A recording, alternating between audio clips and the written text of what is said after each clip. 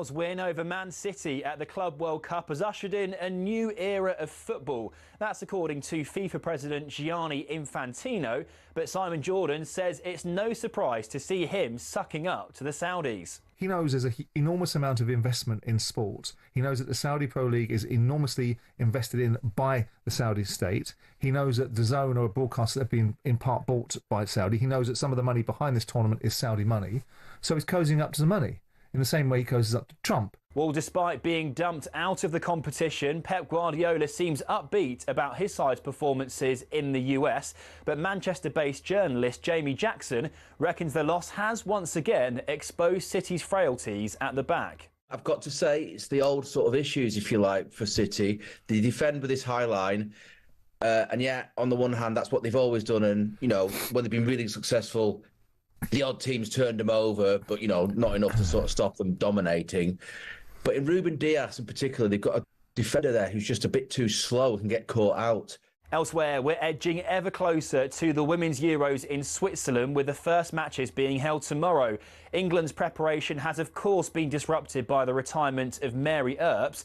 Lionesses legend Farrah Williams has been speaking to talkSPORT. I think it was more the timing of her decision. You know, a week before the meet-up for camp. I think it, you know, left a sour taste in some of the fans, and obviously she's a big part of this England squad, and you know she got FIFA best goalkeeper 2 years on the bounce. And today at Wimbledon, the Brits are trying to back up a record-breaking opening day. 7 British players across the men's and women's draw made the second round. It was the most successful day for Brits at the tournament in the Open era.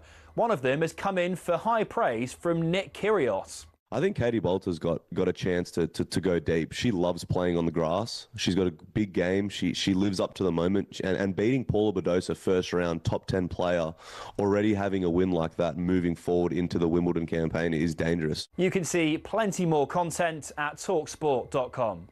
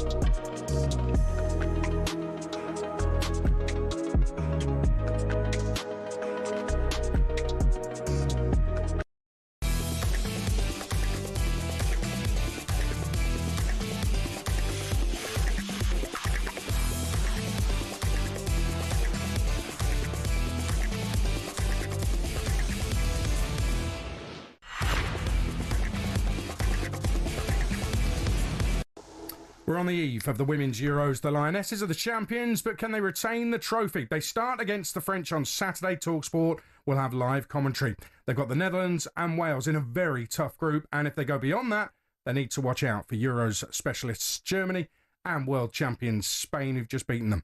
But it's football, it's England, it's a major tournament, and this is the Euros preview show on talkSPORT. And the European Championships get underway. Right-footed drive, hits the post, comes off the goalkeeper, and in! Spectacular hit from Diani. Cuts back onto her right foot and finds the net! Vivian Miedema! An opportunities around the goalkeeper, and it's in from Bob Marty. Hooks up the cross, and the header is in from Harder. Into the penalty area, Gonzalez with the shot, past the goalkeeper and in. A lovely move by Spain. His ball has fallen for Hegerberg in the penalty area, plays it square, Frida Arnhem taps it in. 2 goals in quick succession for Norway. And Eva Pyle there to gleefully tap home from inside the 6-yard box. So Wales, for the first time in their history, have qualified for a major tournament. Gritting Cannerin from the angle with the shot, and it flashes into the back of the net. Opportunity for Russo inside the penalty area, finds the corner! Alessia Russo for England! Well, if you're not excited about this, I wonder if you really are genuinely a football fan. Tash Dowie, former England striker. I am just listening to that. I'm excited about the Euros. Brilliant, isn't it? Oh, I've got goosebumps. Yeah, I'm excited. It's going to be my debut as a commentator. So I just can't wait to get out there and get involved in the live games. I think we're already 600,000 tickets sold. I think more than, the whole Euros in 2022. So it is going to be brilliant. Yeah, it is. Listen, the 2022 Euros was something extra special. The fact that England went all the way, it was a glorious summer.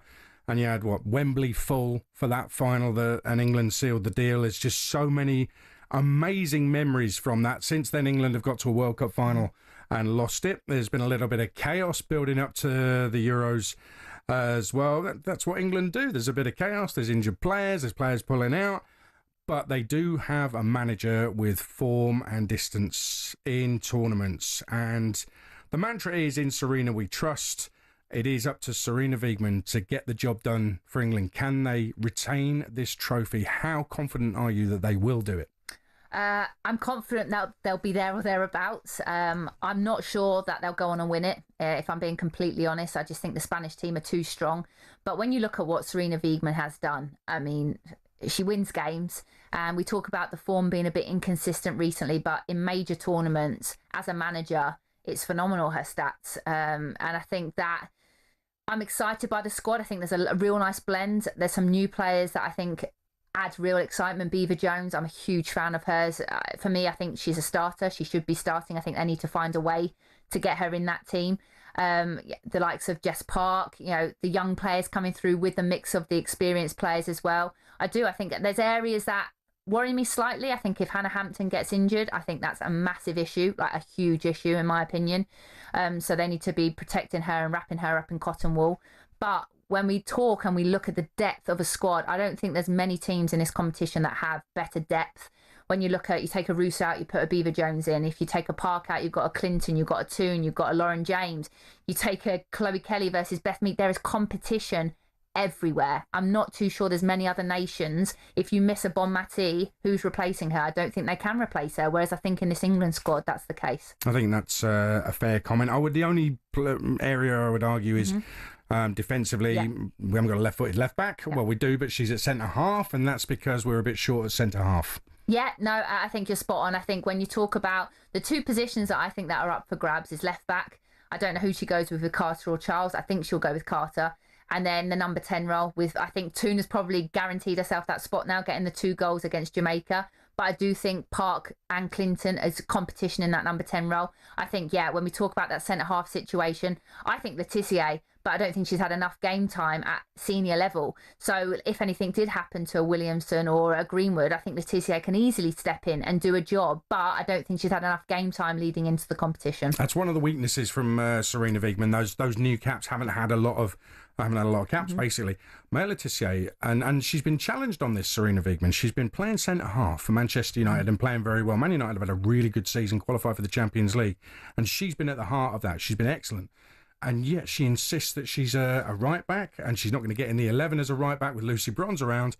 So why aren't you playing her at centre-half? And it's almost like she's heard the question, Serena Wiegman, and basically said, yeah, Man United player at centre-half, but I see her as a right-back. And she's just left it there, and I'm like, well, what's your justification for doing that? Yeah, and we all have our opinions. I don't think she's a right-back. I think she can play at right-back, but I absolutely don't think that's her strongest position. I think when she's come in and played for England at right-back, I think it takes away a lot from her game. I think when you look at her at centre-half, the way that she can dribble and drive, she can penetrate, she's so calm on the ball, left foot, right foot, she's quick, which potentially sometimes in those centre-half roles we get done by pace, because I don't think naturally Alex Greenwood and Leah Williamson actually are that quick. And so when they are isolated 1v1, I think that's areas that they can get hurt, whereas Laetitia, that's not the case. So I think she's so hard done by, to be honest. But again, I think it's one person's opinion, and I've been in the international setup, and when that manager has that opinion on you, even if you're performing week in, week out at club level, best defensive record in the league, sometimes, it's Serena Wiegman that's picking the team, and you just got to, I think the way that Maya Laetitia is going about it as well, she's not sulking, she's not throwing a towel in or saying, okay, well, I'm not, it's not fair. She seems like she's a good team player. She seems that when she's called upon, she does her job, and that's all you can do really, and that's hard. I've been there in the England setup. I found that hard, and probably that's why I didn't get as many caps as I did for England, because I felt like I should have got more. But I think she seems like a proper team player, and that's what you need, a squad. For a bit of context, in terms of your England history, you were scoring goals regularly at club level.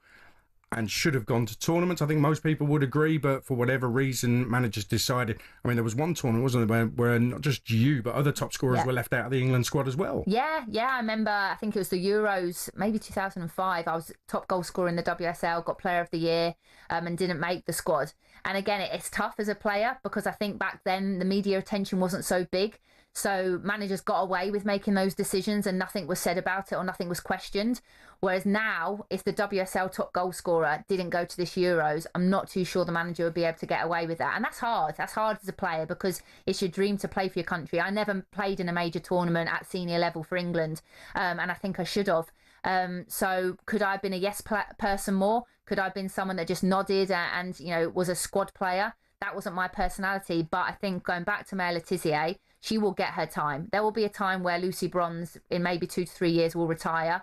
And if that's at right back, I'm sure she'll take it. But I think as a fan and watching her, she's a centre-half. Absolutely she is. You're right to point out in 20 years it's changed a lot because we've now got a situation where we've got a manager who's won the Euros with England, got to a World Cup final with England, and here I am questioning.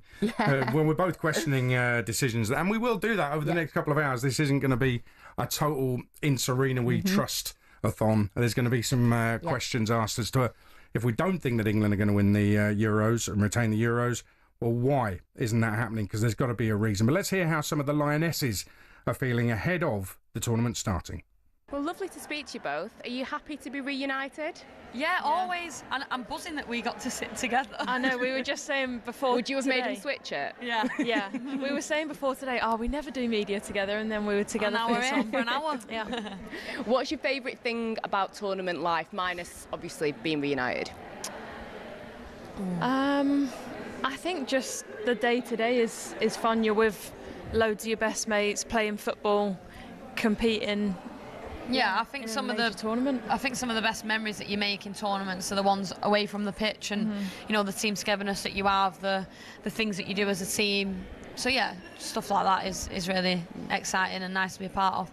Stuff that you do as a team. There's these morning walks. Some people are up for them, some people are not having them. Yeah, we're asleep. Yeah. Don't blame them. They're well and truly gone by the time I'm awake. And obviously you two are the best of friends. What is one quality that you both have that you would like from each other? It can be like stuff on the pitch or off. Mine's easy. Toonie is so funny. Like, I just laugh at her all the time. I think I make I'm not even that funny. Yeah, She just laughs at everything. Yeah. I think I make her feel funnier. Yeah, she is so funny. You love that though. Yeah, on the pitch, I would love Alessia's shooting. Like, she can finish everything. And away from the pitch, I think just the ray of sunshine that she is, the way she wants to talk to people. Everyone always says Les is the nicest person ever. So yeah, she's kind. So I'll take all that. We don't normally be nice to. We're not normally nice to each other. No. That's Alessia Russo and Ella Toone, best of friends. The questions put by talkSPORT's Angelina Kelly. So good. They are hilarious together. If you follow them on social media, they're absolutely hilarious together. And amazingly, Ella Toone there saying she would take Alessia Russo's shooting. Did you see her at Leicester on Sunday? Yeah. Amazing. Her braces weren't bad, were they? Do you know what as well? It puts a smile on my face when I watch the kind of togetherness now that are in the camps. And I'm not saying that we didn't have that, when I was involved, but I did feel like the England environment maybe kind of 5 to 10 years ago was made to feel like you were all competing against each other. And obviously that's the case. You're fighting for a shirt, but you felt as if you were kind of like enemies. It was like do or die. I want it, you're not going to get it. And I felt like the environment that you went into, it didn't seem like that anyway. Put it like that, where you've got best friends when they talk about, we're looking forward to going away in a tournament because we're just all best friends and we like spending time together. I think there's no coincidence why they've been so successful. Serena has been able to blend this team together where it's competitive. Everyone wants to be in that starting 11. But if they don't, they know their role, they respect it. And they're like a group of sisters, aren't they? And I just think that's what I always wanted whenever I went away with England. I wanted that kind of environment. So I'm so glad that they've got that now. That's Tash Dowie, former England striker. We're going to be joined next by another former Lioness. Jordan Nobbs will be with us on talkSPORT.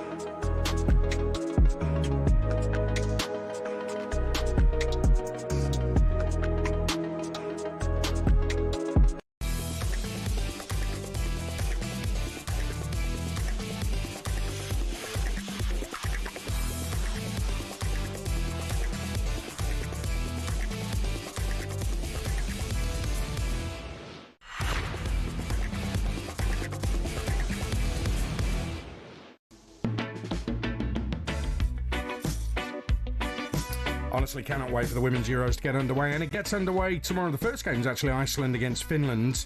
After that, we've got live commentary of Switzerland, Norway on talkSPORT. The host nation getting underway with a toughie, although England-Norway at the last Euros wasn't tough, was it? 8-0, was it in the end?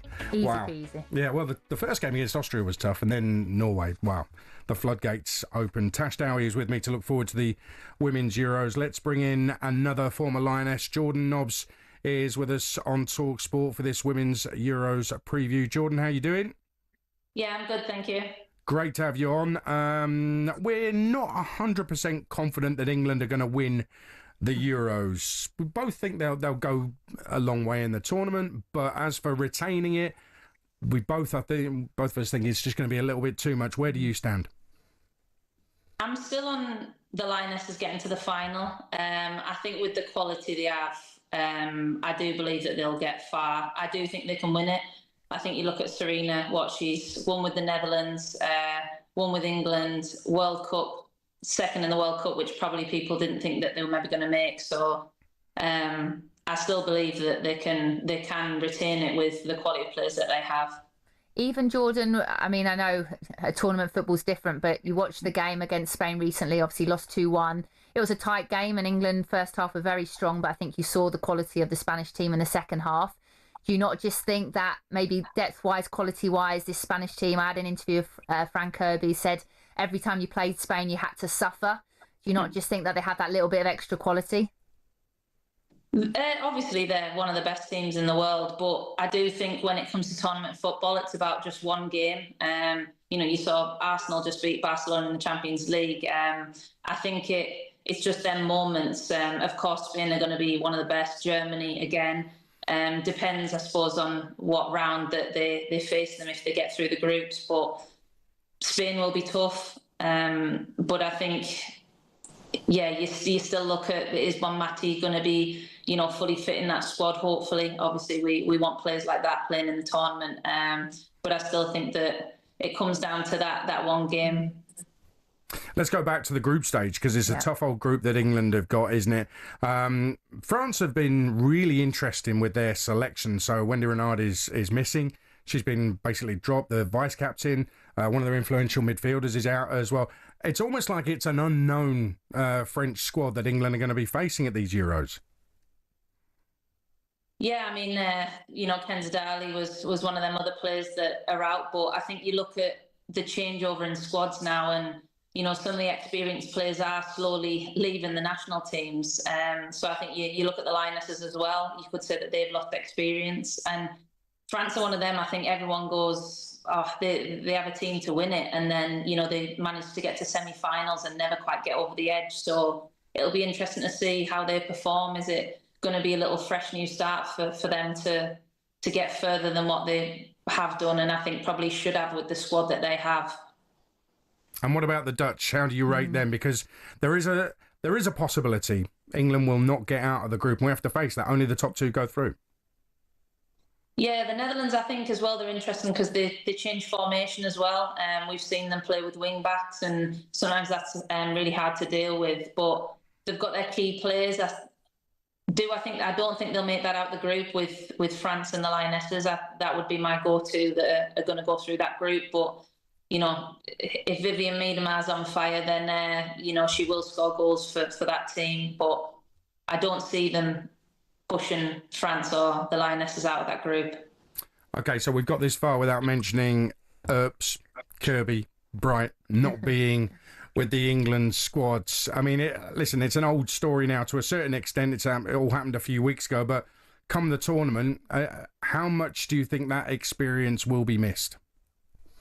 It's crucial. I think Tash will know as well. I think them experienced players you just can't take for granted. Whether that's the team bonding on and off the pitch or their experience coming on. I think Mary's obviously the main one. I think if you don't have a second goalkeeper that's got that experience, it's a huge loss. And Fran Kirby was a bit of a surprise one for me because she does score goals, and tournaments are kind of always Fran Kirby's thing. She plays in tournaments, she scores goals, and she does really well for the Lionesses. So Ella Toon hopefully can kind of slot into that role. You've seen her score goals. But But it's key players. It's key players for the Lionesses. But they've just beaten Jamaica 7-0, which they should be beating a team like that. But I think they will be missing them big players. And Jordan, I think you'll probably know more than me. It's been a while since I played for England. But with those kind of personalities, they look like a happy camp. The squad looks really tight. They look in a good place. But when we talk about your Millies, your Earps, Fran Kirby's, not just on the pitch, but how much will those players be missed, like off the pitch, and that experience being in and around camp. Sometimes that can win you tournaments in itself as well. Yeah, and I think it can go one way or the other. You can do well in the tournament without them players and go, we picked the youth and look how well we did. Or if something goes wrong, I think all eyes will be on some of the players that aren't there and who are missing. So you'll look at the likes of Lucy Bronze, obviously Leah being captain, of kind of handling that experience. And I think when it comes to tournament football, everyone's raring to go. Everyone wants a shirt and everyone's super competitive. So I think that'll still be always the mentality in the Lioness camp, which is why they've done so well in the last 2 major tournaments. I was so relieved to see Lauren James come on at the weekend. Let me just tell everybody, if you didn't see the game, she came on in the 63rd minute. First minute of that appearance, she backpedalled into space to receive the ball, turned as she received it, immediately sent it on to Beth Mead, who crossed into the middle. And they were playing catch-up. It completely disrupted the opponent. 66 minutes, so she'd been on 3 minutes. She curled in a delicate teasing cross. It was a lovely ball.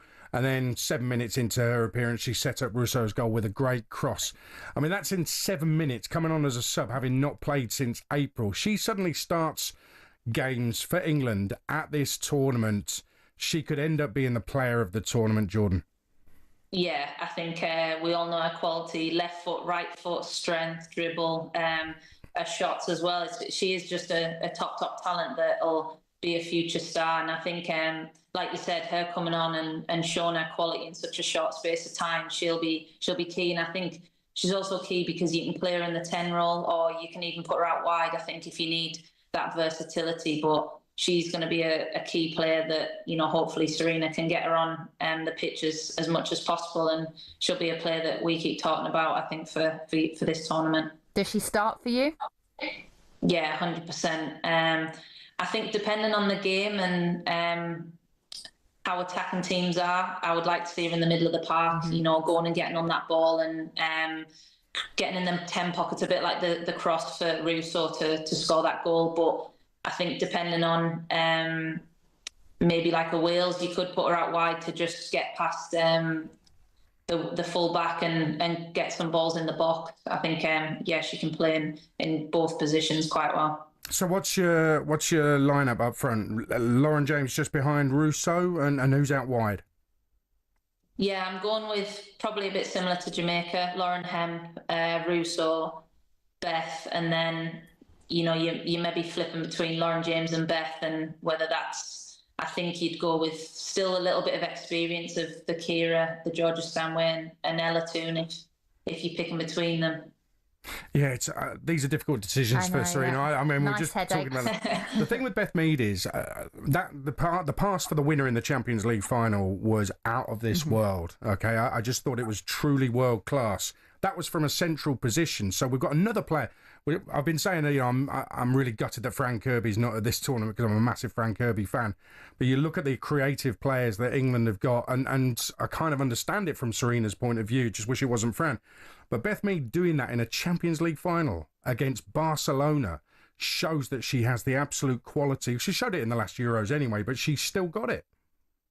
Yeah, Beth has a not just your typical run down the line winger. I think Beth is good at the game of coming inside and creating, whether she chops in on her left and shoots or goes down the line. And I think she's quite a go-to player for Serena. She's always given a really good quality performance, and she is someone that can put a cross in the box with good delivery and score goals. So it's so tough because I think whatever lineup you pick, it's going to be a really good lineup, and then it's just about who performs and keeps their shirt. Because if not, I think there's someone off the bench that can come straight in. Jordan, you're going to be doing post-England game phone-ins with Darren Bent, aren't you? Yeah, I am. Yeah, looking forward to it. Yeah, we'll be looking forward to that as well. absolutely. We'll be in Switzerland listening to those. Might even call in. If you'll take the call. Jordan, thanks very much. Really appreciate Nice it. to see you, mate. Thank you. You too. Former Lioness, Arsenal legend Jordan Nobbs, who will be with Darren Bent for the phone-ins after the Lionesses games at these Euros on talkSPORT.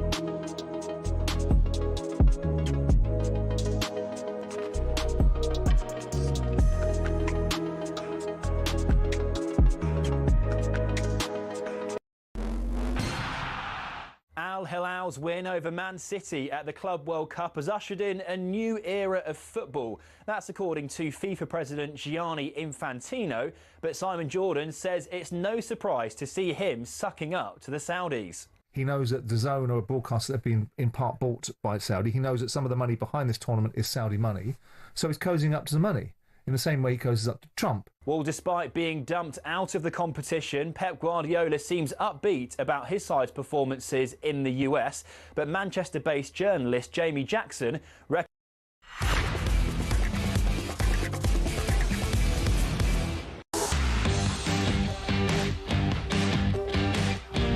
Good evening, I'm Adrian Durham. The former England striker Tash Dowie is with me to look ahead to the Women's Euros. They get underway tomorrow night live on talkSPORT. Tash and I heading over to Switzerland later in the week ahead of England's first game on Saturday against France. We're also keeping you updated with the Club World Cup as well as live on talkSPORT 2, Real Madrid Juventus. What's been happening, talkSPORT's Ian Abrahams?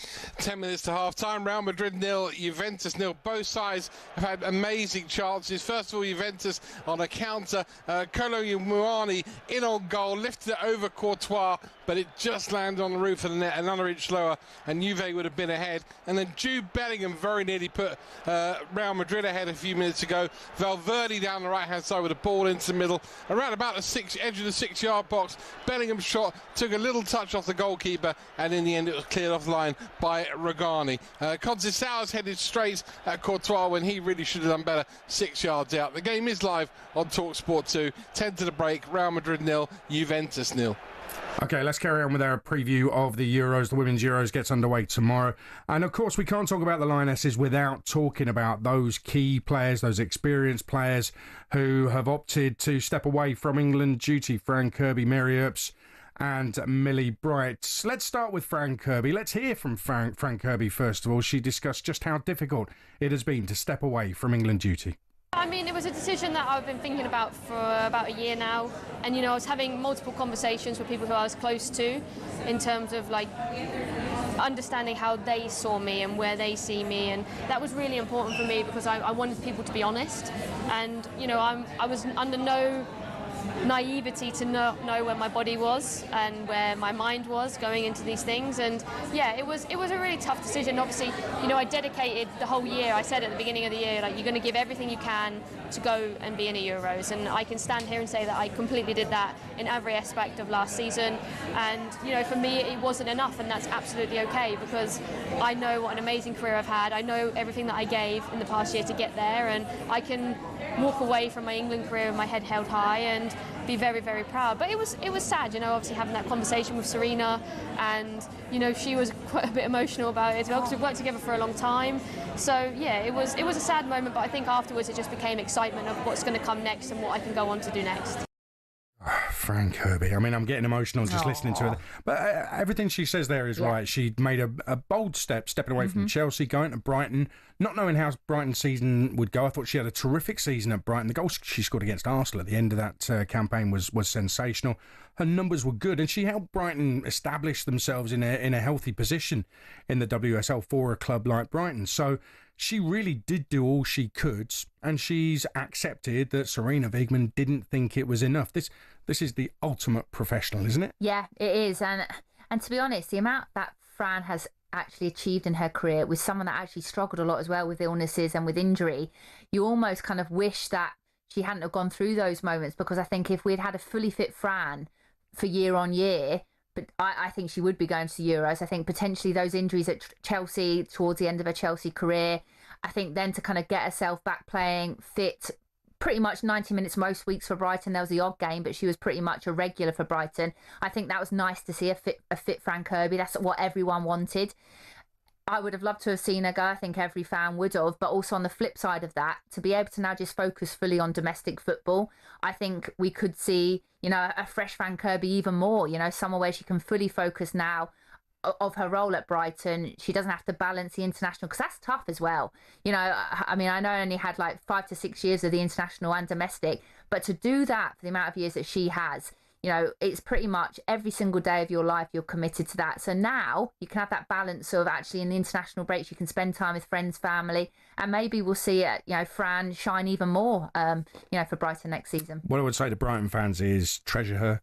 Yes. Go and see, if you've not been to see Brighton's women's team, go and see Fran Kirby in action, because it's the chance of a lifetime. And I will openly say I was in Barcelona the night the news broke that Fran Kirby was leaving international football, and I was asked to go live onto the sports bar with it, and I actually got really emotional because I was just telling you off air that Fran Kirby was the reason why I really got switched on to women's football, because I watched her play for Reading as a very young player, and she was so good, and I couldn't take my eyes off how good she was. The goal against Arsenal. Absolutely. That's the one. Yeah. And I kind of then, from then on, I started to take women's football more seriously. I started to watch it more, respect it more, and it's led to this. I'm fortunate enough to be going to another tournament.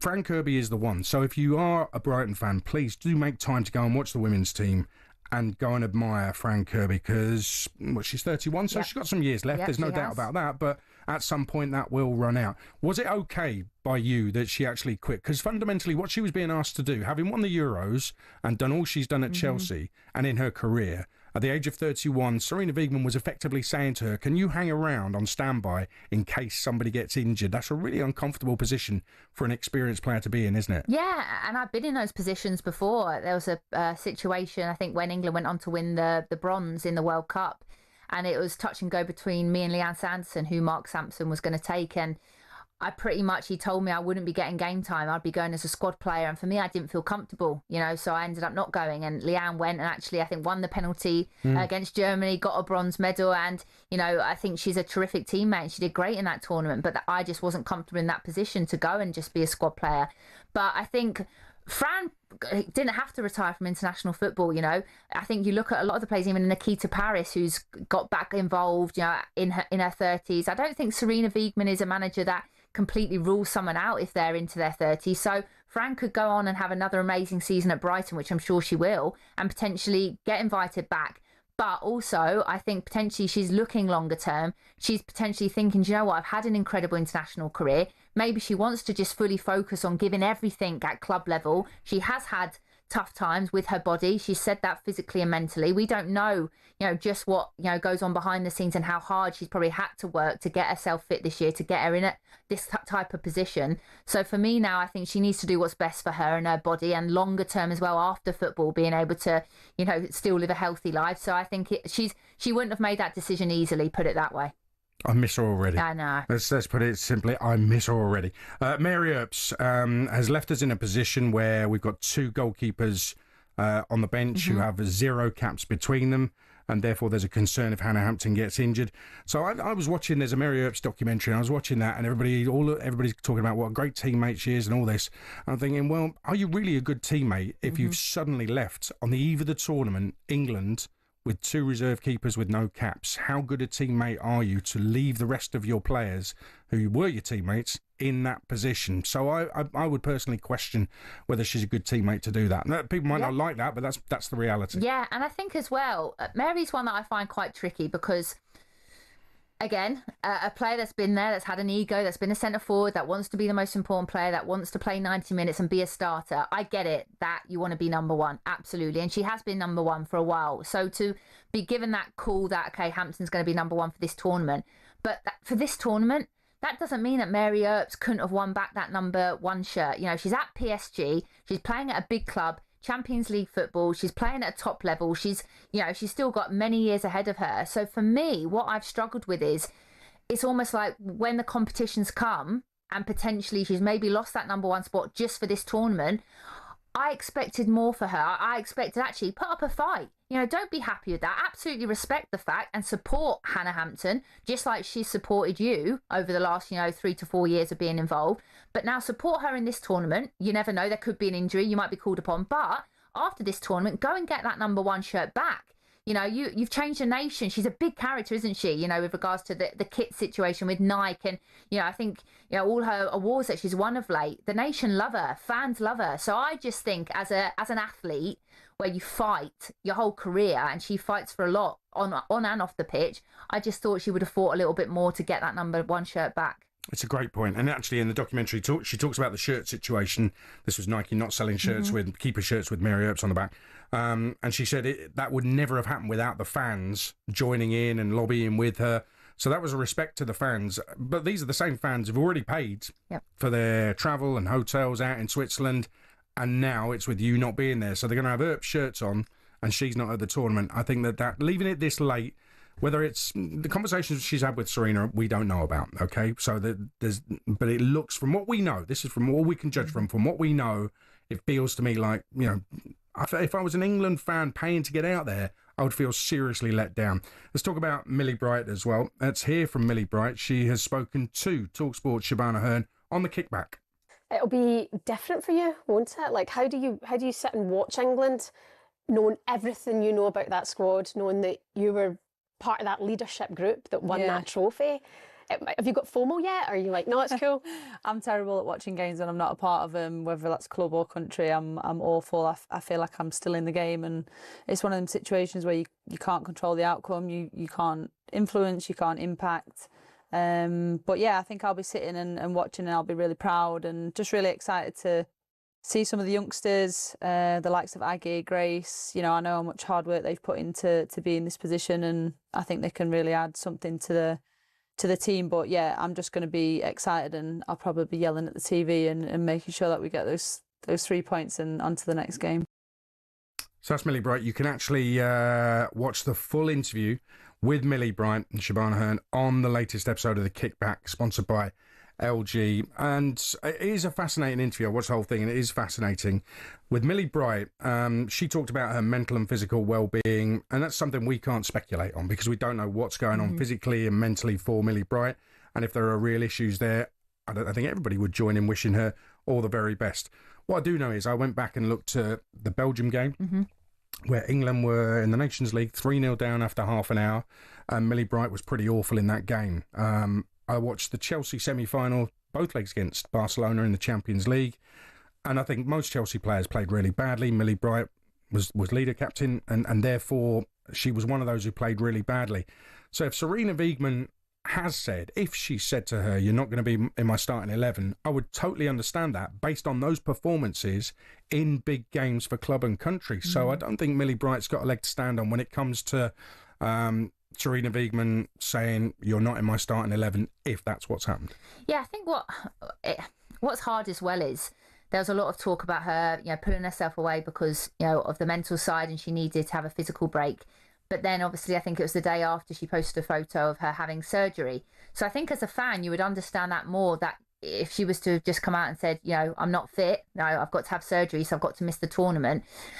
I think as well, why I'm glad I'm not playing in the women's game at the moment is the amount of, in your personal life, and you can't hide away from it. Obviously that has been out there with regards to her situation with her partner and the new partner, and again, that struggle that she's maybe had there as well. And there's a lot going on with Millie at the moment off the pitch. And, as an admirer, I think she's a top player. When I watch Millie Bright play, I think she's an old school centre half. And as a centre forward, I would hate to play against her. And personally, if I was picking the England team, she would be probably one of the first on my team sheet, because I just think she's so physically strong, stronger than anyone that I've seen in the women's game. I think on the ball, she's solid. I do think she's a real leader. Yes, pace-wise, there's an issue there, but I also think Alex Greenman and potentially Leah Williamson aren't gifted with pace. But I do think as a leader and as a person, I do think England will miss her, if I'm being honest. I just think there's so many ifs and buts on what's going on. And at the end of the day, it's none of our business either. So, she could be saying, actually, I don't need to tell you anything about what's going on in my personal life or away from the game. But I think then we're all playing guessing games. We're playing a guessing game of actually, why is she going? Is it because of what's going on in her personal life? Is it because of her injury and that she's had to have surgery? Is it because mentally she's struggling a little bit? And, I don't know Millie personally, but I respect her so much as a player. And I think all of us want people to be healthy and happy. And if this taken away from England again, it's got to be a decision that she hasn't taken lightly, because for someone that has sacrificed her whole life to play football and to be captain of England, you don't then pull yourself out of a tournament without really feeling like you need to. So that must have been the best decision for her. The mental and physical well-being side of it, absolutely, totally agree, and that's paramount. And if it's just solely down to that, then absolutely, we wish her all the best. One thing I will say to you though, Tash, is listen, your uncle Ian was involved in top level and international football for a long time, and I know you're close. So there's going to be scrutiny, and the women's game has moved on to the point where there's scrutiny. Now, they're the European champions, and if you pull out of a tournament for England on the eve of that tournament, you are going to be scrutinised, and your personal life's going to be scrutinised. So what do you want? Do you want all the stuff and since then she's signed new deals with various companies, and she's gone on to, I can't remember what it is, but it's one of those companies where you can record videos and send well wishes to people and all that. Well, to be honest, Adrian, which is fine. She's allowed to do that. But what I'm saying is, you are going to be scrutinised with all the good stuff that comes with being a European champion. Comes some of the scrutiny as well. You have to accept that. No, and I agree. And actually, if anything, I don't think she's hidden away from it. I think that when you talk about Mary Earps, for instance, I think she's been quite open of saying how she didn't like the negativity around it. And I haven't watched the documentary, but by the sounds of it, that's been the case, that she hasn't liked that negative side of it. Whereas actually Millie, probably with the conversations that are happening with her personal life, I wouldn't be against her actually shying away a bit and being like, do you know what, I want to take this summer just to actually disappear. And there's been so much talk about my personal life that I just want to focus on me and get myself. But actually, she's putting herself out there. She's doing interviews with talkSPORT. So for me, she seems like actually she's okay with, the kind of media dipping into her personal life. She doesn't seem like she's hiding away from it or running away from it. No, it's true. She's not going to be there. Mary Earps isn't going to be there either, and Fran Kirby won't be there. But England still have a chance. We're going to be joined next by talkSPORT reporter Abby Davis to discuss Wales as they prepare for their first ever European Championships.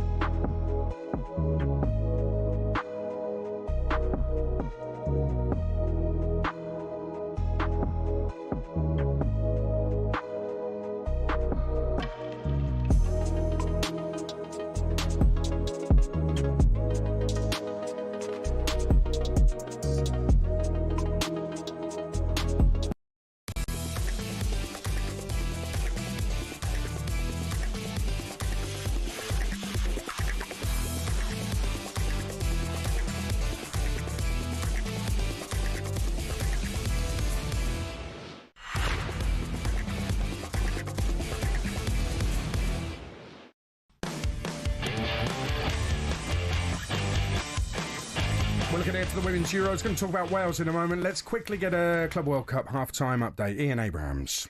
Real Madrid 0, Juventus 0. Chances at both ends in an entertaining half. The two best chances for Real Madrid. One Bellingham shot, which was cleared off the line by Regani, and then Valverde from 30 yards. Brilliant save by the keeper, diving to his left-hand side. At the other end, Kolo Muani should really have scored early on. He went clean through on Courtois, lifted the ball over the keeper and onto the roof of the net. Infantino, Wenger, Klinsmann and Allegri all watching this. They haven't seen a goal yet, though. Real Madrid 0, Juventus 0. The second half will be live on talkSPORT 2.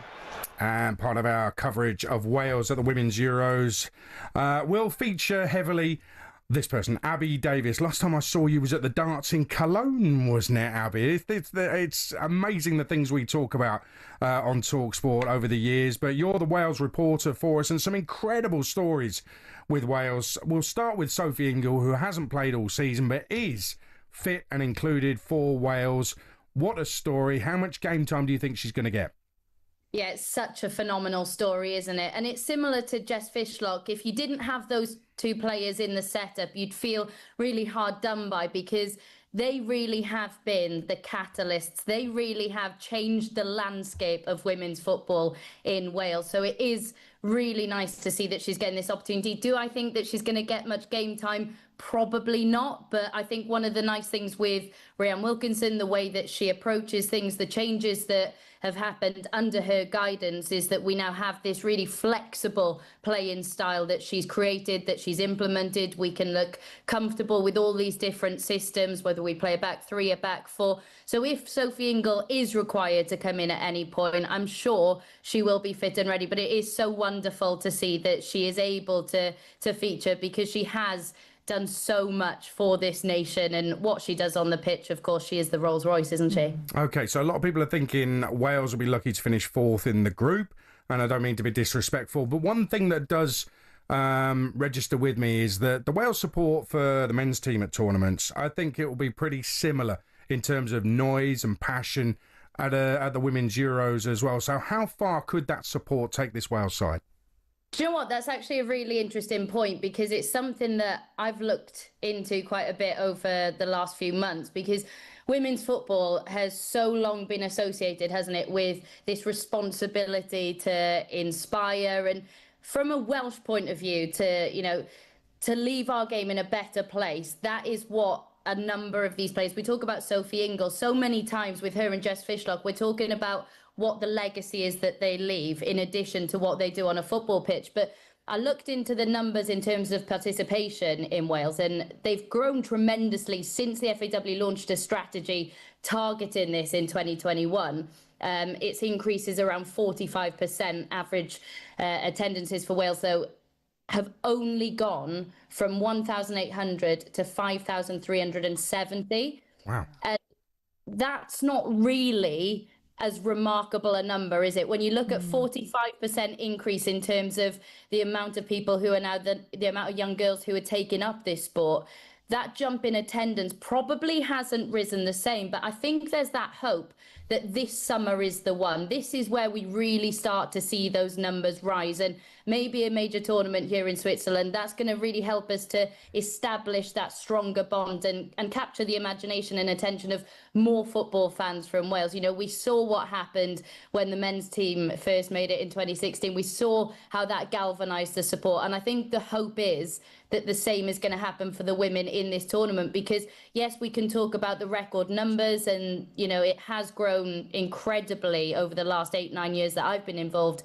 in the women's game in Wales, but I still don't think there has been that upward trajectory quite as rapid as maybe we expected, especially when you consider the success that has come with it. Maybe the numbers haven't followed. So I think there's still plenty of work to do in that regard, but there's also a lot of hope and expectation that this summer could be the one that really, really helps to garner that.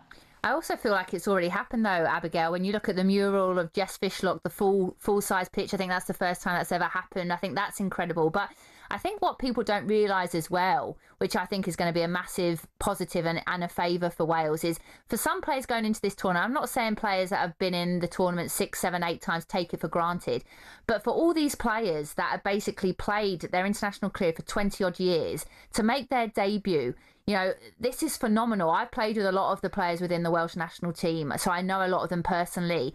I honestly think like they are going to cause some upsets. Do you think that they could cause some upsets in this group? Do you know what? I'm a Swansea City fan, so I'm never a glass half full person. I'm never brimming with optimism. But you do look, especially when you have a little look at the Netherlands' recent run of results. Like, I'm not saying we're going to go out and beat the Netherlands, okay? They're going to pose a lot of problems. They have that wealth of experience to complement the youth that's within their side. But in qualifying for the Euros, yes, their defensive record was good, but they weren't that good at the other end of the pitch. I know they've got one of the best in the world in Viv Miedema, but they've also not had the greatest Nations League build up to this, have they? Germany dismantled them, and then they were held to that 1-1 draw against Scotland. But I really like that point that you made about, you know, the players making their debut, and I think we're getting a sense of that from within the camp already, aren't we? Even with Jess Fishlock, who you have to touch on because of what she has done for the women's game. She is so much more than our record goal scorer. She sets the tempo. She's incredibly intelligent. Can we have another segment just on Jess? Honestly, she is one player that I wish I played with. I played against Jess many times in America, in England, in Australia. If I could pick any player to have her in my team, it'll be Jess Fishlock. And do you know what I like as well? My partner's actually a scout for the Welsh women's national team, so I'm trying to get the inside knowledge. I like how quiet it's all been. You know, a lot of teams have been playing friendlies, you know, results have been put out. The Swiss women's national team, I think, got beat by boys team 7-1. But Wales, you know, they haven't. I feel like they're just quietly going about their business, and I quite like that. Yeah, I don't think you can ignore the fact that we have never beaten a side inside the top 10. You know, we're the lowest ranked nation here and in one of the most hideous groups you were ever likely to see. And you can't ignore either the fact that, you know, Cymru have suffered a number of knocks in the Nations League in the build up to this. Myself and Adrian were talking about a number of games, and he's actually the one to blame for this, because he said in the build-up to the game against Italy, well, Wales don't really lose by that many. When they do lose, it's normally by a narrow scoreline. And, you know, that defeat was so heavy, and I think that served as a really stark reminder of just how big a challenge this is going to be. But yeah, when you look at the likes of Angharad James, Hayley Ladd, who have done so much, and Jess Fishlock, she's spoken already this week, hasn't she, about where this game was for players in Wales prior to her coming in, and what she's had to do, what she's had to sacrifice. And I think one really nice thing as well with the Welsh national side, we remember Together Stronger, don't we, from the men's campaign, but the Welsh slogan for this is for us, for them, for her. And it's a nod to those who sacrificed and dedicated so much time, effort. You know, they had to fight great battles just to get women's football to where it is now. They were the trailblazers. They were the ones who made women's football a priority again within the FAW. So it's for them. It's for all the players in this current squad, but in particular the ones, you know, like Rachel Rowe, like Kaylee Green, who not long ago had to balance playing for Wales with full-time jobs as amateur players. The ones who, you know, got to experience playing with their names on the back of their shirts for the first time. The ones who are now getting parity on pay, who train in elite facilities. And of course then for her, in terms of the future generations of players who are now being heavily invested in from grassroots level. So that slogan, I think, really resonates with what we're trying to do in this campaign. It shows how driven we are to make sure that this isn't just as good as it gets, whether it is in this campaign because of the group of players and the groups that we're in with. This is just the latest step for us. So yeah, I think there are so many positives to already take, but I do also like the messages that are coming out are ones of, this isn't it. This isn't just, we haven't just achieved everything now. We've got a group of players who are predominantly playing in the top tiers, which hasn't always been the case. We had to, for years, we were playing international games without names on the back of shirts. That's only a recent introduction for us.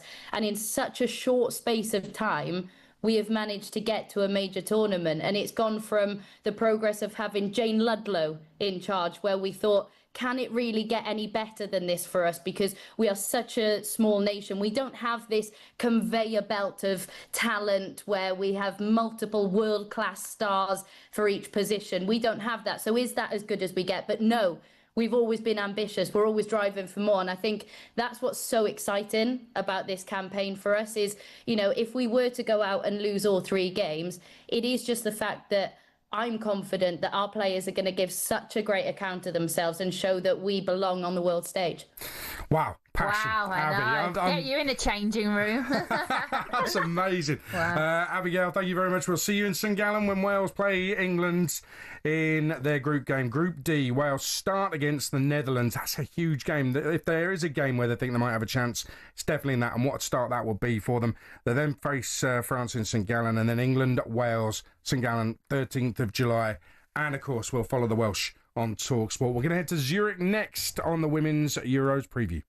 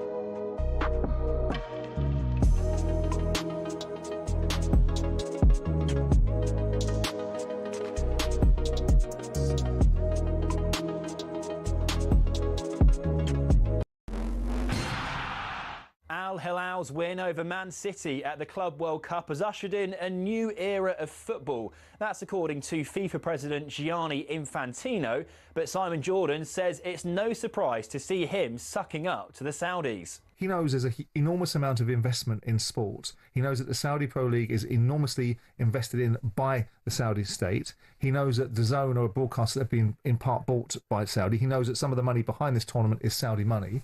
So he's cozying up to the money in the same way he cozies up to Trump. Well, despite being dumped out of the competition, Pep Guardiola seems upbeat about his side's performances in the US. But Manchester-based journalist Jamie Jackson reckons the loss has once again exposed City's frailties at the back. I've got to say, it's the old sort of issues, if you like, for City. They defend with this high line. And yet, on the one hand, that's what they've always done. And, you know, when they've been really successful, the odd teams turned them over, but, you know, not enough to sort of stop them dominating. But in Ruben Dias in particular, they've got a defender there who's just a bit too slow and can get caught out. Elsewhere, we're edging ever closer to the Women's Euros in Switzerland, with the first matches being held tomorrow. England's preparation has, of course, been disrupted by the retirement of Mary Earps.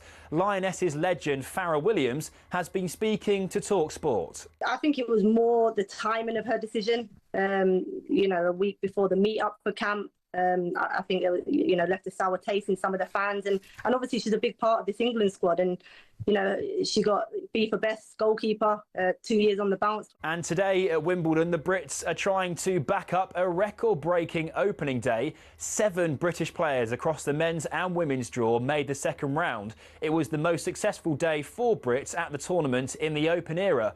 One of them has come in for high praise from Nick Kyrgios. I think Katie Boulter's got a chance to go deep. She loves playing on the grass. She's got a big game. She lives up to the moment. And beating Paula Badosa first round, top 10 player, already having a win like that moving forward into the Wimbledon campaign is dangerous. You can see plenty more content at talksport.com.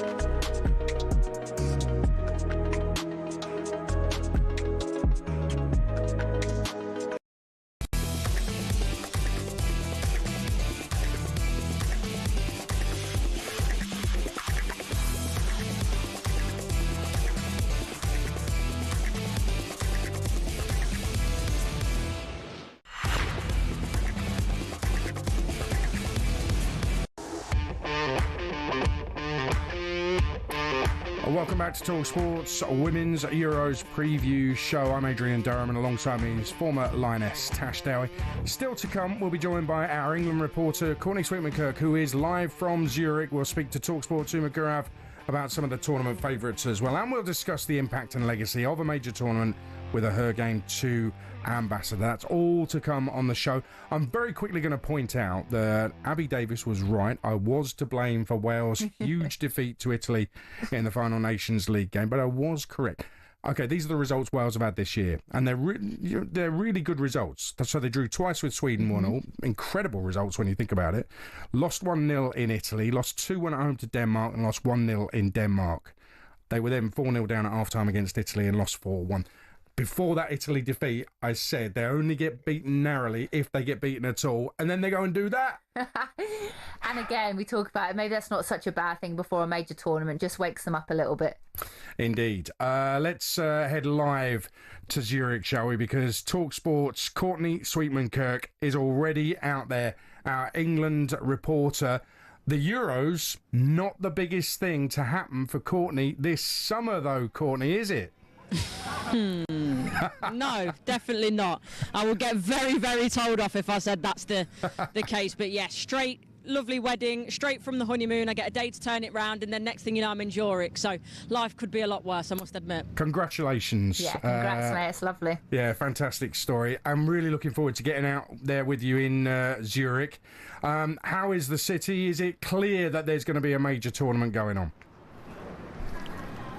I must admit, Adrian, a little bit disappointed in that sense. I've come here, look, it's wonderful. I mean, it's warm, so, as it is very, very warm at home, that we all know. But yeah, coming into the airport, I'll take it back to when I went to the Champions League final in Lisbon a couple of months ago, a month ago now, and you know, as soon as you get in the airport, there was no doubt the Champions League final was on.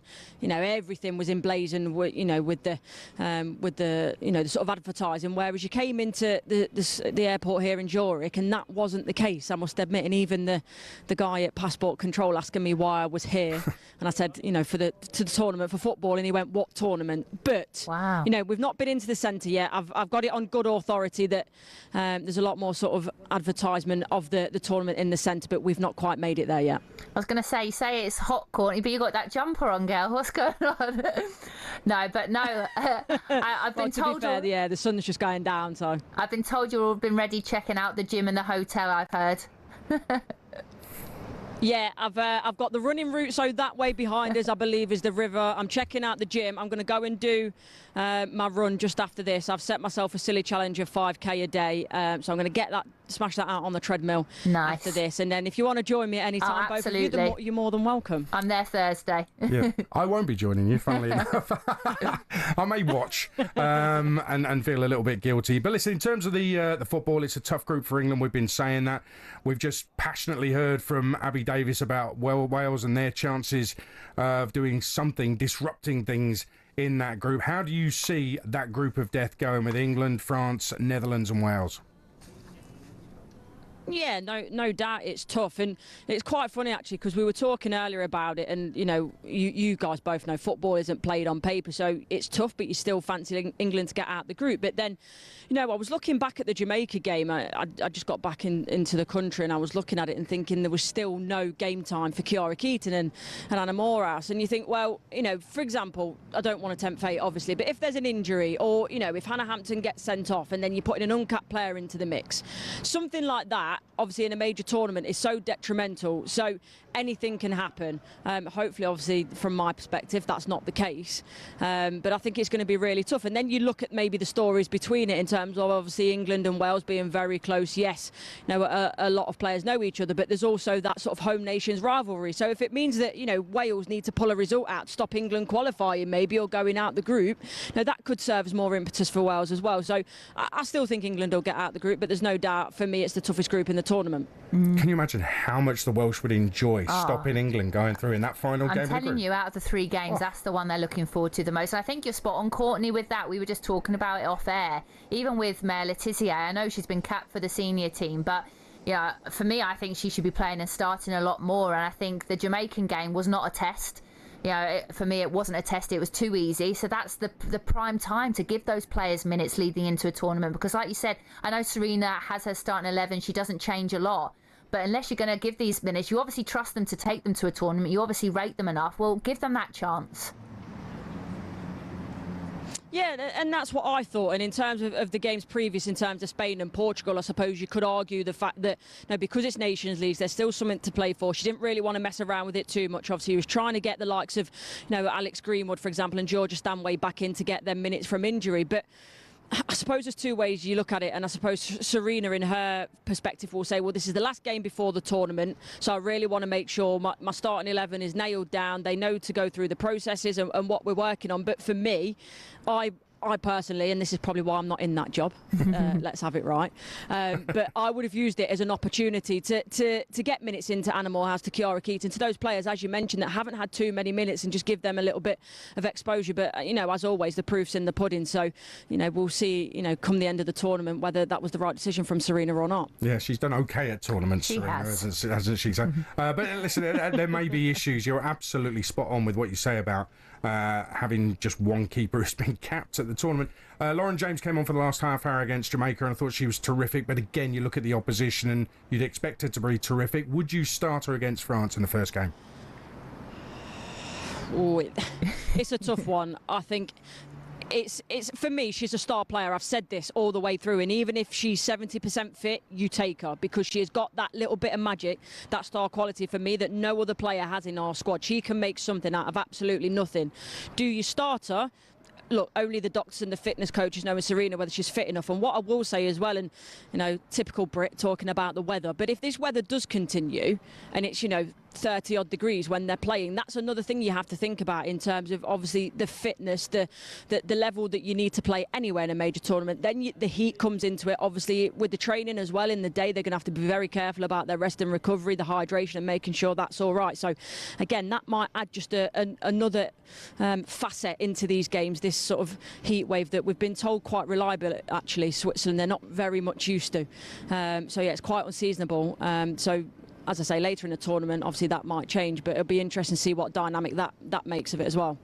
Court, you're going to be our England reporter. Really looking forward to getting out there with you. One thing we don't know is you've not said on the group whether you're going to be part of the talkSPORT paddle team. I know. I've already opted out. I mean, I didn't know you were getting married, so I'm letting you off with your lack of involvement in the talkSPORT WhatsApp group. But I know she'll be part of the paddle I'm group. not going to lie, but I did mute the groups while I was on honeymoon. What? But I will get involved. I was playing a bit of tennis while I was away, so yeah, I can turn my hand to tennis and squash. So hopefully paddle will be you the and same. me, Courts, right? I've got my partner sorted. That's a bit unfair. The two ex-pros. That's a bit unfair. Looking forward to seeing you. Courtney, thank you very much. See you soon. And enjoy the run. She had to go. Did she run? I think she ran 21k earlier. Yeah, she's a fit girl. Yeah, absolutely. I think she's fitter now than when she was playing, which is it's absolutely insane. We've had the breakthrough. We've had a goal in the Club World Cup. Ian Abrahams. Real Madrid 1, Juventus 0. The goal on 52 minutes. Trent Alexander-Arnold from the right-hand side with a cross into the middle for Gonzalo Garcia to bury a header 6 yards out. There was no one near him, to be honest. The goal had been coming. Howson and Bellingham have both produced very good saves from the goalkeeper, but Gonzalo Garcia from Trent Alexander-Arnold's cross has headed Real Madrid in front. 55 on the clock. Real Madrid 1, Juventus 0. The game is live on talkSPORT 2.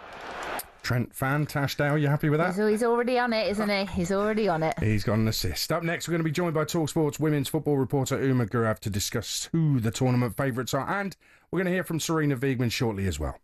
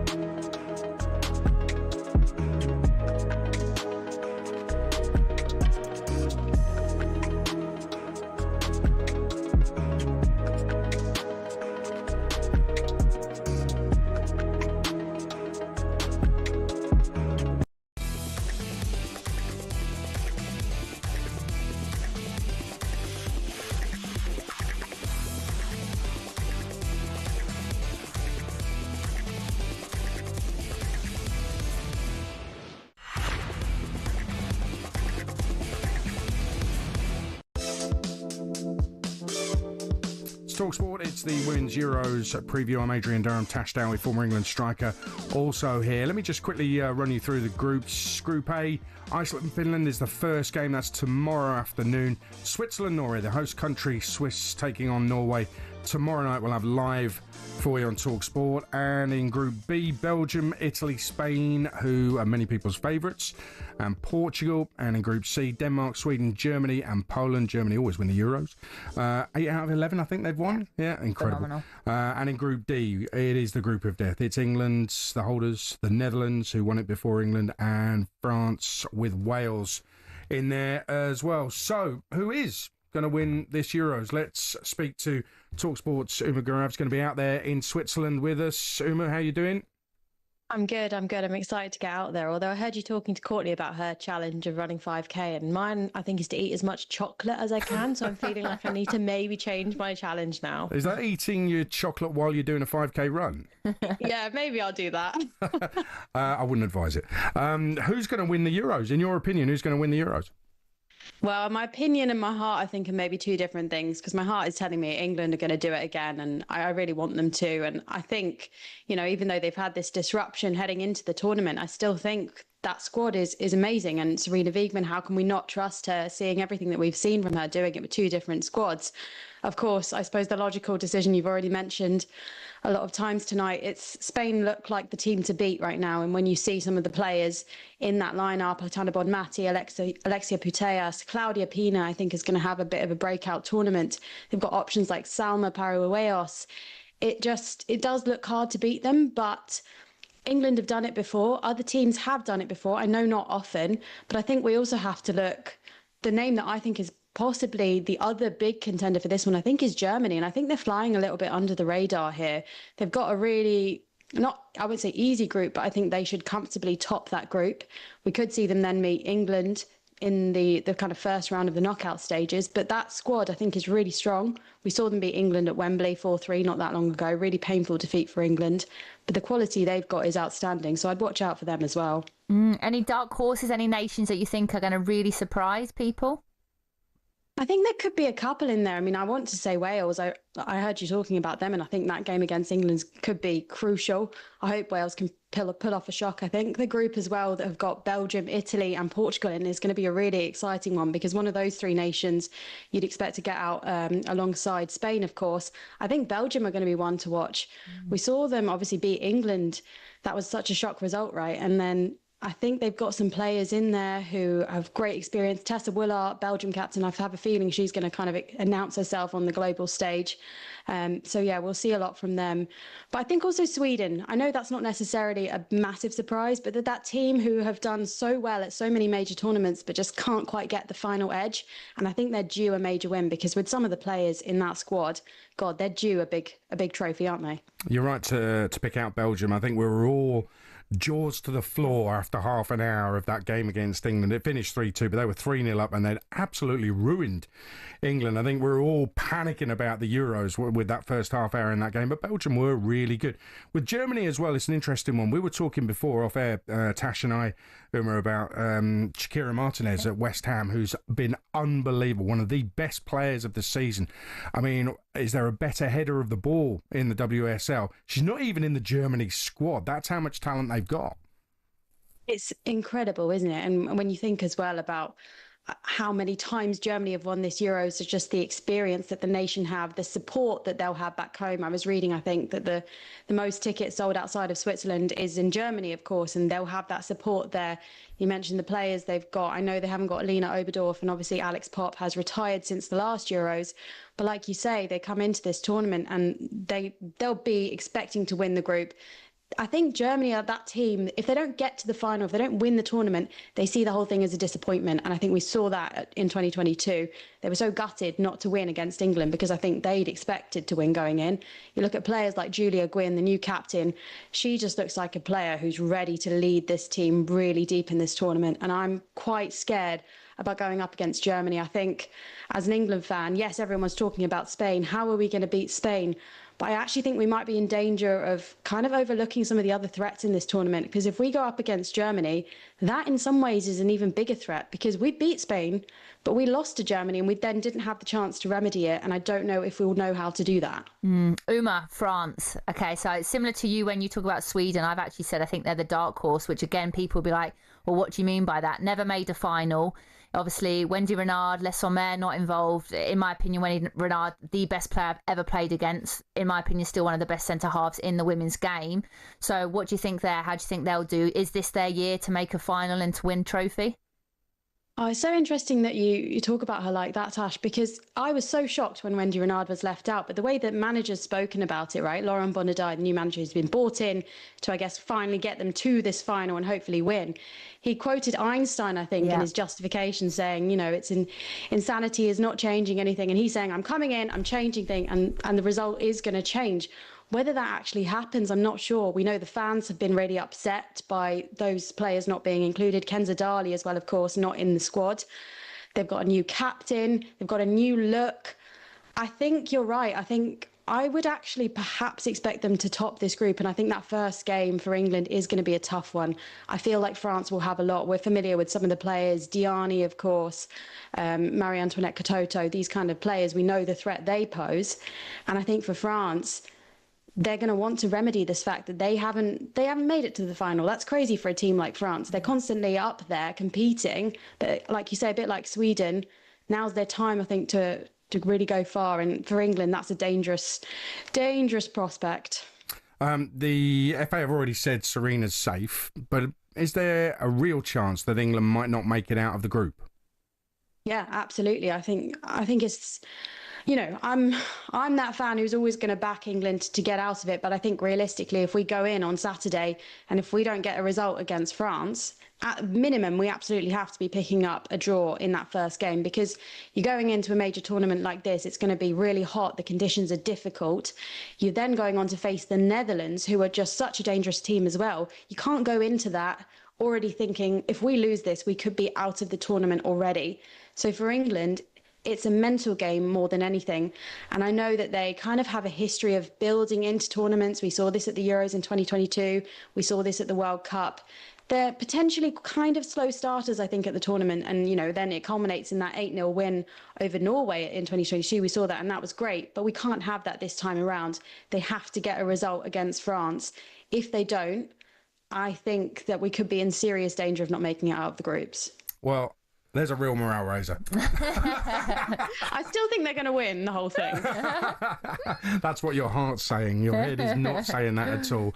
I hope that Serena Wiegmann does it again and proves us all wrong. But let's see what happens. It's a tough group. Surely they're going to get out of it. Uma, thank you very much. And we'll see you in Switzerland. Up next, we're going to take a look at what's making the headlines just one day before the Euros get underway.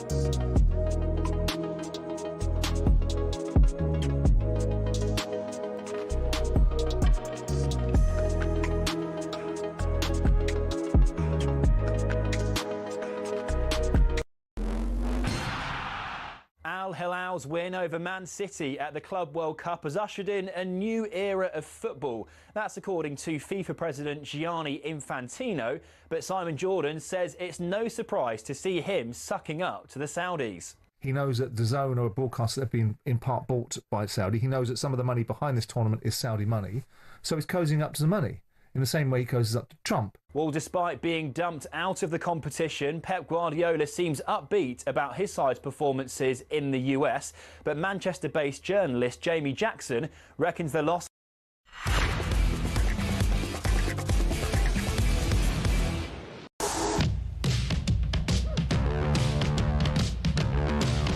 Well, the wait's finally over as the reunion of the century starts this weekend. We're giving you a chance to win a pair of Oasis tickets in Manchester, July 19. You heard that right. Oasis Live 25 is sold out, but talkSPORT can get you in. And that's not all. Alongside the tickets, we'll put you up for a night in a hotel and put $5,000 in your back pocket, completely tax-free. Listen up right now for everything you need to know and how to enter. All right, Arcade, you have to be over 18 to enter in the UK, excluding Northern Ireland, for the chance to win a pair of tickets to the most electrifying rock and roll reunion of the century, a hotel stay and $5,000 spending money. Text the word Oasis to 83338 by Monday the 7th of July at 11 p.m. and you'll be entered into the draw to go supersonic this summer. Text costs £2 plus one standard network rate message. You must have the bill payer's permission or post your name and number to Oasis Prize Draw, PO Box 3190, Colchester, CO2 8GP, to arrive by 5 p.m. on the 10th of July. This is a talkSPORT limited promotion run on talkSPORT, Talk and Virgin Radio UK stations. Full T's and C's at talksport.com. Good luck, yeah? Sorted. And good luck with that. And by the way, the Lions tomorrow, live against the Queensland Reds from 10 a.m. And before that, 9 a.m, Lions Uncaged, our daily update from Oz on the British and Irish Lions tour. Let's get back to the Women's Euros. Tash Dowie, former England striker, is with me. Adrian Durham looking ahead to the tournament, which gets underway tomorrow. We need to hear from the England manager, Sarina Wiegman. She spoke to talkSPORT and she believes her team are in a very good position ahead of the tournament. I find it important to be honest, open, as transparent as I can be. But I truly believe we are really good. The players make the England squad because they're the best, in my opinion, and together with my technical staff, of course. We think they're the best players in the country and they can contribute to the team performances.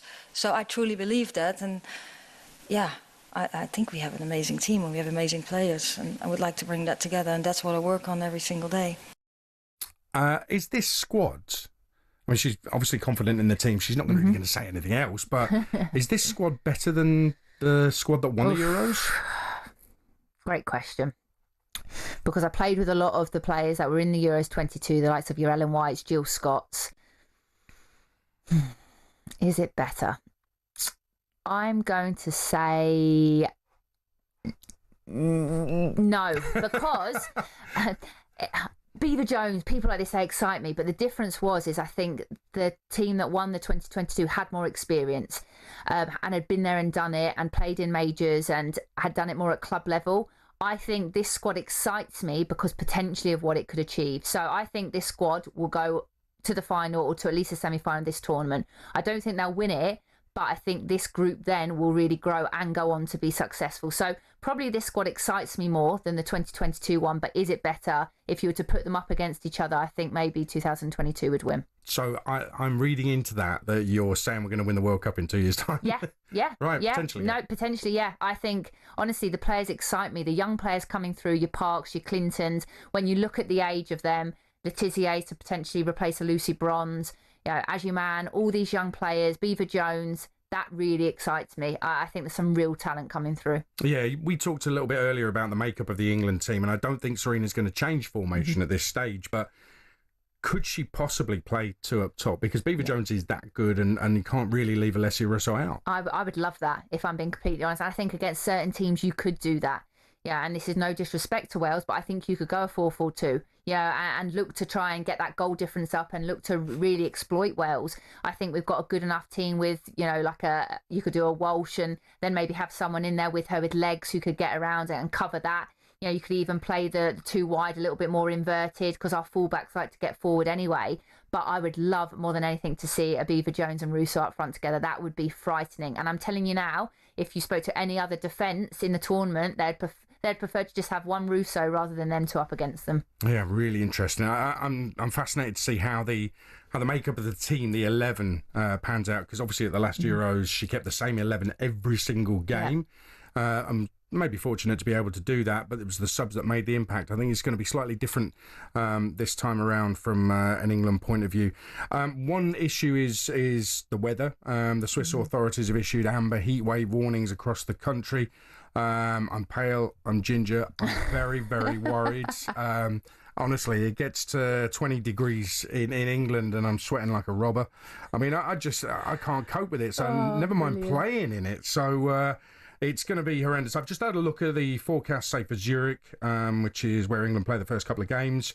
And tomorrow, 32, 29 on Thursday, 28 on Friday, 29 on Saturday, down to 26 on Sunday. Next week, it's down to 23, 22, more manageable then. But the next few days are going to be horrendous. But by the time the tournament comes around, it will cool slightly. It will. I've been in that situation when I played over in Australia. It was 40 degrees at times, and we used to play smack bang in the middle of the day at 4 p.m. and it was really tough on 4G as well. You felt like your feet were actually melting, and you'd go into the change room at half time and pretty much have to get a shower. It was that hot. So I think the good thing is everyone's in this position. I don't think necessarily it's that safe, you know. And I think Rachel Daly, when she played over in America, fainted when it was too hot. And there's been incidents where health and safety is important. So I think that's going to be really key. But I think training and climatising early, you know, hopefully the team will have at least, you know, a good few days I don't know how long exactly it is that they are out there before the first game, but I think that's going to be invaluable. And then again, you train, then you have to rest, you recover, you get inside,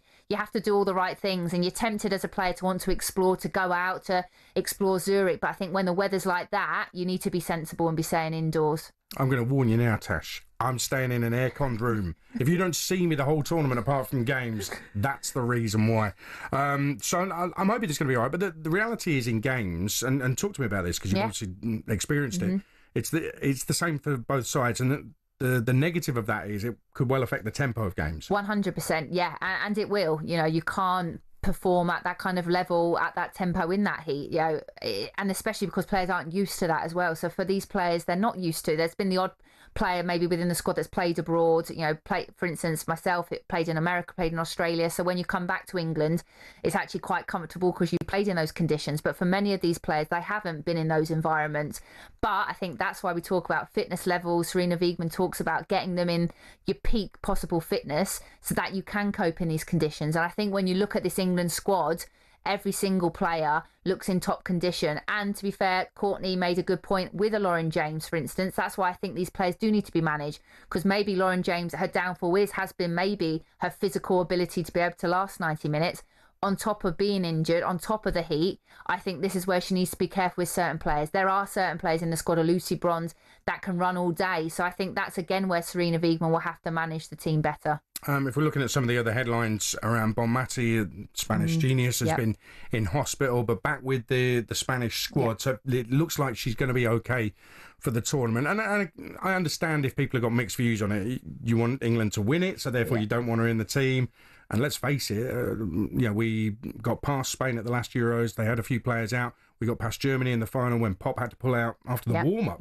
So from an England point of view, if players are pulling out, fine, but you don't really want players injured or ill, do you? No, you don't want to say you want Bonmati out because you want to win. And as a player, if I'm in that squad, I don't want Bonmati, and there's no harm in saying that. But yeah, from a neutral point of view, you want her to be fit and healthy. So I think, again, Spain have a group where they're going to progress quite easily. I think it would be an absolute shock if something wrong happened there. So I think if it means a case of resting her for the first couple and building her game minutes up, they've got the players, Vicky Lopez, that can come in, a young talent. But yeah, I cannot wait to see Bonmati play live, to be honest. Yeah, and with Spain, a lot of people have said to me, well, hang on a minute, Arsenal beat Barcelona in the Champions League final, therefore England should get the better of Spain in the Euros. Arsenal's best player, arguably, Spanish. Yeah. in that final. Phenomenal. Yeah, I mean, she's been, for me, the way that she's progressed, it's been phenomenal, and I think that's what excites me the most about that Spanish team. The front line, defensively, what they've got, the players on the bench, what they've got, the way that they play their football. Yeah, it's going to be great. I think it's all over in the women's T20. Guy Swindles. It certainly is, and India have taken a 2-0 lead in this 5-match series with a comprehensive victory by 24 runs.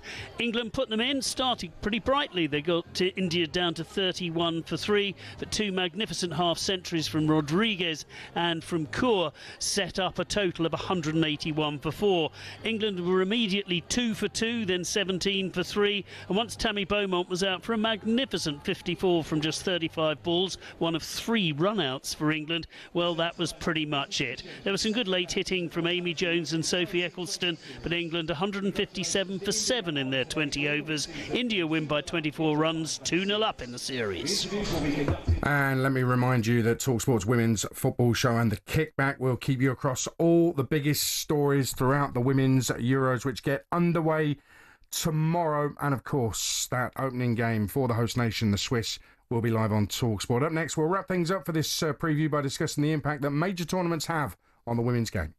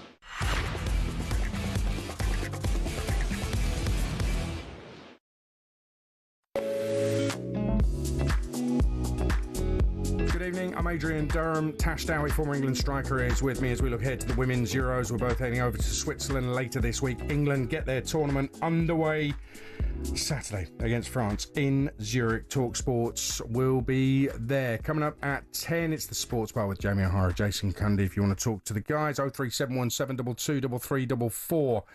What about the tournament and the legacy and impact of the tournament? Let's speak to a representative from Her Game 2, which promotes gender inclusivity in sport. Nicole Nichols is with us on talkSPORT. Nicole, how are you doing?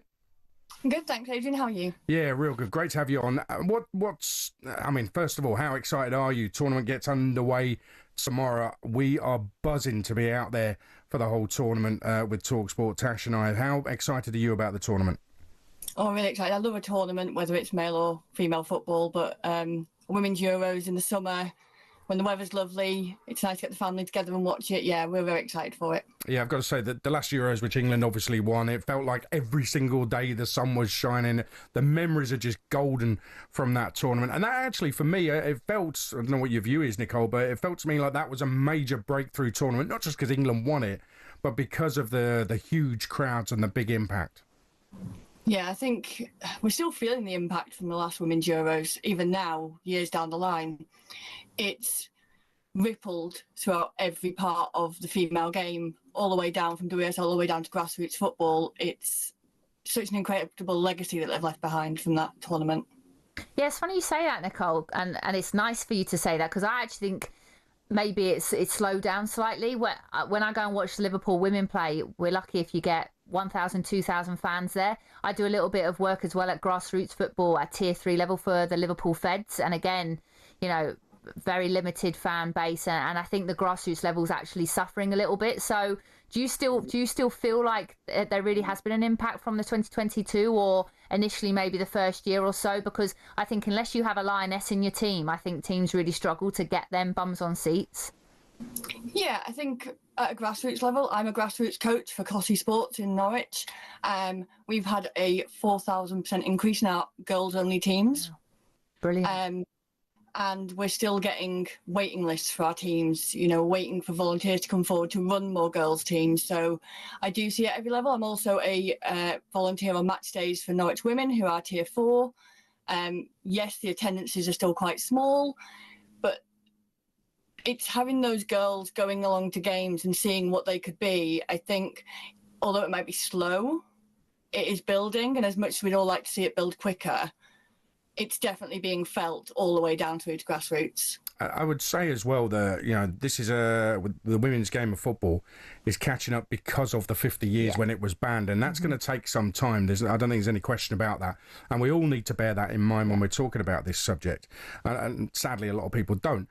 What I would say as well is, in some respects, I know what you're talking about with the slowdown. So the World Cup was then in Australia, which was so far away and difficult time of day for, say, us over here to necessarily follow as much as we wanted.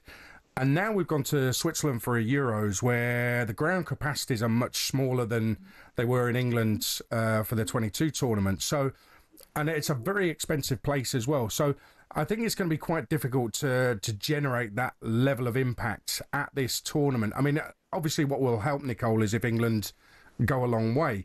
But I think it's turned out to be an unfortunate choice of host country maybe for these Euros. Yeah, I think it's difficult because obviously, as with any football tournament, it's held somewhere different each time. So it might do great things for young girls in Switzerland to have the tournament there. We were very lucky to host the last one. I think the impact of watch parties and things are going to be huge. Her Game 2 are running some watch parties for the tournament. You can find them on the website and our social media. So I think it's local clubs getting together and holding watch parties and bringing those girls in. I know in Norwich next week I'm coaching at a girls-only coaching session, which then we'll do a watch party straight after.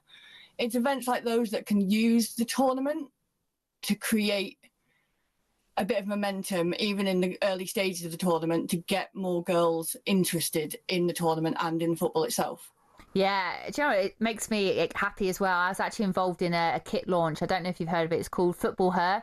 So a friend called Connor, so he's starting up his own kind of female brand, I guess, so that females have the clothes that they feel comfortable in, whether that's oversized, whether that's fitted. And we talk about that. And actually, I went up into my loft, and my partner Becky, who played in the 95 World Cup, the size of the kits that when they used to play for England, they had extra large men's kits. And this is, you're asking someone to perform at international level. So to see now, like, so many brands wanting to invest in the women's game. And I think that's really interesting as well, how it's become almost fashionable as well. And I was running in Liverpool the other day, I saw some with Russo on the back of their top. So just kind of, how have you seen that part of the game grow as well with regards to like the kits and the accessibility there, I guess, and availability? Yeah, I have men's shirts, I have women's shirts, I have England men's shirts, I have women's England shirts. It's nice to have that option Yeah. Even down at Norwich's level, Tier 4, last season, we could buy a women's shirt with a women's sponsor on, with a women's name on the back. And that is huge for my daughters to be able to go and wear the shirt that their heroes are wearing on the pitch. It is amazing. I think there's still a lot of work to be done. As a coach, I struggle to get female coaching wear. So you'll buy a coaching tracksuit and it is men's fit. So the hips aren't quite the same, and the jackets can be really big. I do love the fact I can now go and buy a pair of football boots that feel made for me. So I have a pair of football boots that are a women's branded football boot, and people don't realise the difference. It feels night and day from wearing what is a men's fit football boot. So yeah, it's incredible to see little girls with the names on the back of their shirts. It's incredible to see men with women's team shirts. You know, it all helps. Well, I bought the England women's first team jersey with the red and the blue on the shoulders. I think it's terrific. The black one they wore on Sunday is amazing. It's such a fantastic shirt. So hopefully they'll be big sellers. Just finally, Nicole, how do you think England will do? Will they even get out of the group, or are they going to win the thing? I think we've seen a little bit of inconsistency throughout the last year.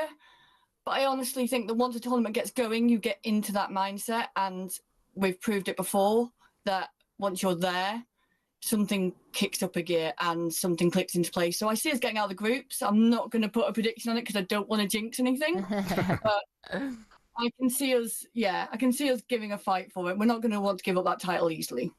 Nicole, thank you very much for joining us. Appreciate it. Thank you very much. Nicole Nichols from Her Game Too. And actually, just a point I want to raise off the back of that with you, Tash, is that we talk about, the Euros winners being role models and whether they like it or not, they kind of have to accept that responsibility. That's what comes with it. But one thing I would say is that, okay, in a very cynical term, say with Mary Earps, right? She's... The view is, and there might be more to the story, but the view is that she's been told she's not going to be number one, so she's decided, I'm not going to go to the Euros. Is that really what you should be doing if you're not picked? What do you do? What should your role model be doing? Just opting out of it? This is when it presents difficulties. So she's had all the great stuff that comes with it, and then there's that part of it as well, which is a really difficult thing to explain. Yeah, and I think as well, as an athlete, you have a selfish mindset where your whole career and your whole life has been about training, eating, sleeping, playing, not worrying about anyone else, what you have to do to be the best come a Sunday.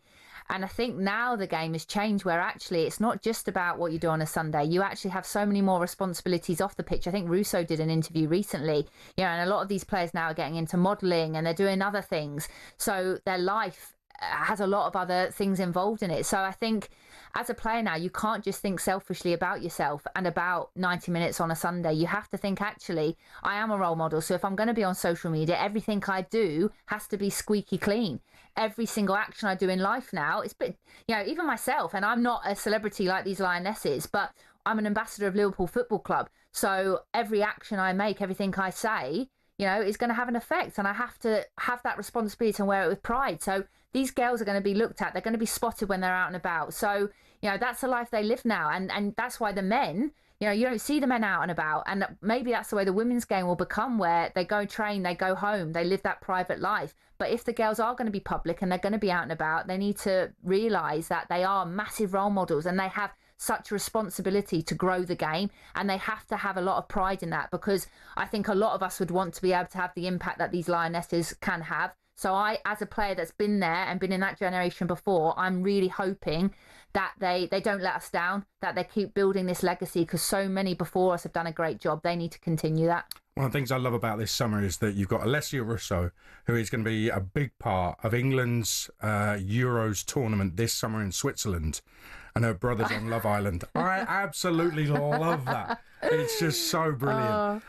Just fantastic. And I haven't been watching it, but he's not doing so well, is he? I might have to tune in. I've never watched it, I can't lie. I haven't watched it, and I actually know Giorgio, and he's a lovely guy, but the girl he was paired up with, I think, said he hasn't got much chat. Oh, ouch. I can assure everybody that's not true. He's terrific. Anyway, I think he wants to get out so he can go to Switzerland to watch his sister at the Euros. We shall see. Listen, let's get full time from the Club World Cup. Ian Abrams. approaching full-time, Adrian. It's Real Madrid 1, Juventus 0. Only got about 20 seconds of the added period to go. The goal, which looks like winning it for Real Madrid, came on 51 minutes. It was a ball in from Trent Alexander-Arnold on the right-hand side for Gonzalo Garcia to head home 6 yards out. It was a fabulous header as well. The goalkeeper for Juventus really kept the score down. Jude Bellingham had a shot cleared off the line, and there's no question that Real Madrid are the side that deserve to go through. The full-time whistle has gone. Real Madrid are into the quarter-finals of the Club World Cup. They've beaten Juventus by 1-0. Ian, thank you very much. Club World Cup we've got covered on talkSPORT, and the Women's Euros as well. Gets underway 7 o'clock on talkSPORT tomorrow night. Tash and I will be back for Switzerland against Norway. We'll talk more about that. So excited about this tournament, I have to say. Sports Bar is coming next on talkSPORT.